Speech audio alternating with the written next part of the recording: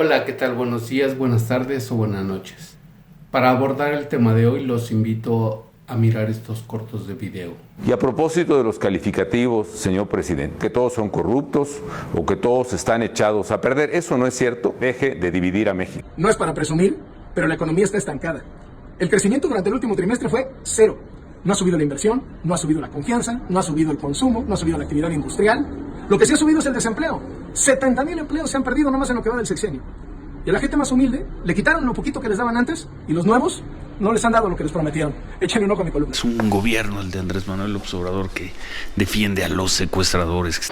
Una vez más le decimos al presidente de la República que lo queremos ayudar, pero que se deje ayudar. Con gran afecto, con gran admiración, saludo a quien en el año 2000 nos hizo vibrar de emoción, a quien nos hizo decir sí se pudo.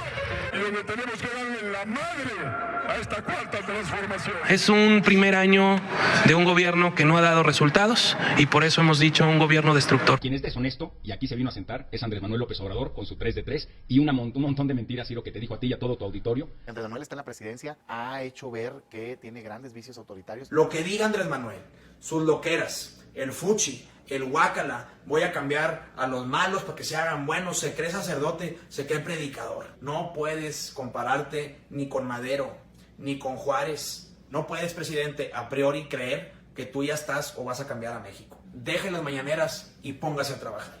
Puedo entender y podemos entender a los líderes de partidos políticos en franca oposición al gobierno de Andrés Manuel. Podemos entender a empresarios como Claudio X González, a algunos comunicadores, podemos entender al enfermito de Vicente Fox, al comandante Borolas, y podemos entenderlos porque evidentemente están intentando proteger o recuperar sus intereses personales. Muchos de ellos luchan por el poder que ya no tienen y otros por recuperar el chayote que ya no tienen ni tendrán. También podemos entender a los líderes, por ejemplo, de Antorcha Campesina, que de igual manera están intentando proteger sus intereses personales y recuperar el poder que ya no tienen. Pero a los que yo no entendía es a los ciudadanos de a pie, a esos casi 5 millones de seguidores o militantes que regados por todo el país son la fuerza que tienen los líderes de la oposición y que en pequeños grupos salen a las calles a manifestarse gritando contra Andrés Manuel.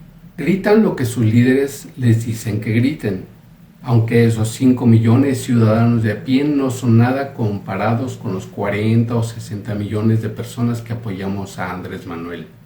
A esos ciudadanos de a pie los entendí haciendo la siguiente reflexión. Sus líderes opositores les tienen lavado el cerebro. Los manipulan permanentemente, pues los líderes de la oposición sin sus militantes, sin sus seguidores, sin esos ciudadanos de a pie, caerían en terapia intensiva en un profundo estado de coma. Fíjense bien, hagamos la siguiente reflexión. Un niño que está cursando el 3er año de primaria, cuando sabe que pasará al siguiente año escolar, que ya no convivirá en el mismo salón con sus mismos compañeros, se estresa, se angustia. Si a alguien se le ocurre decirle que el nuevo maestro que tendrá es muy malo, que es muy exigente, que golpea a sus alumnos, que los niños de su nuevo salón son pandilleros, que no estudian, que no dejan estudiar, aumentará la angustia de ese niño. Su temor al cambio de año escolar le producirá mucha tensión. Su temor al cambio de año escolar le va a producir mucho más estrés, más tensión y evidentemente más miedo. Y lo mismo sucederá con cada cambio de año. De igual manera le va a suceder lo mismo, va a vivir esa misma mala experiencia cuando tenga que dejar la primaria para pasar a la secundaria. Y así sucesivamente. Y ante cada cambio quisiera y desearía que hubiese alguien que le diera un motivo o una razón para no tener que enfrentar ese cambio. Ese mismo temor lo experimenta un empleado cuando pretenden cambiarlo de turno, de residencia, o cuando se divulga información de un posible recorte de personal. Una persona que ha trabajado 30 o 40 años como maestro, por ejemplo, o en la misma empresa, cuando se va a jubilar, va a enfrentar con temor ese cambio. Muchísimas veces una simple y falsa disculpa es lo que espera una esposa para no tener que enfrentar el cambio que significa un divorcio necesario por violencia intrafamiliar. Por ejemplo, la mayoría de las personas tienen miedo y resistencia a los cambios. Y por supuesto, ese mismo temor es el que los líderes de la oposición les incrementan a sus seguidores o a sus militantes, es decir, a los ciudadanos que llamamos de a pie. Los 30 o 32 millones de personas que votamos por Andrés Manuel lo hicimos sin miedo, votamos sin miedo. Y la diferencia con los militantes o seguidores de la oposición es que a ellos les infundieron miedo. Les acrecentaron el miedo al cambio, al grado que ciegos y sordos no quieren ver que estamos siendo gobernados por un hombre humilde, sencillo, sensible y muy humano. Y que la diferencia entre él y sus líderes de la oposición es que ellos son corruptos, tramposos y oportunistas. Esto me hizo recordar el cuento de las ovejas, muy sencillo.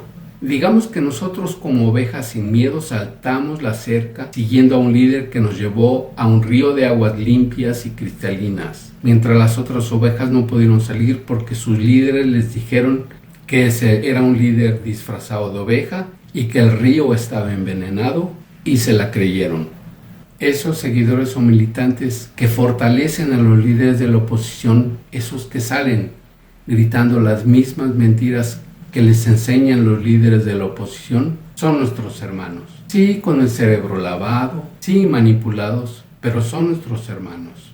Ahora que la deformidad de actos que tienen los líderes de la oposición, la deformidad de su moral, de su inexistente humanidad y sentido común, nos dice que nacieron con una malformación congénita llamada corrupción. Yo con mucho gusto puedo charlar durante 1 o 2 horas con una persona que sabe de lo que habla, con alguien que tiene dudas e incertidumbres y que auténticamente quiere entender algo que no entiende, o con alguien que propone un inteligente intercambio de opiniones, pero con una persona necia, terca, aferrada, carente de argumentos, de esas que sin criterio propio repiten como periquitos ideas y posturas ajenas. No les dedico ni 5 minutos. En conclusión, ¿qué podemos hacer para sacar de ese horror a esos ciudadanos de a pie? Nada, porque no podemos razonar con alguien que carece de razonamiento. No podemos intentar hacer pensar a alguien que carece de pensamiento propio. ¿O usted qué opina? Yo soy Javier García, gracias por haberme escuchado.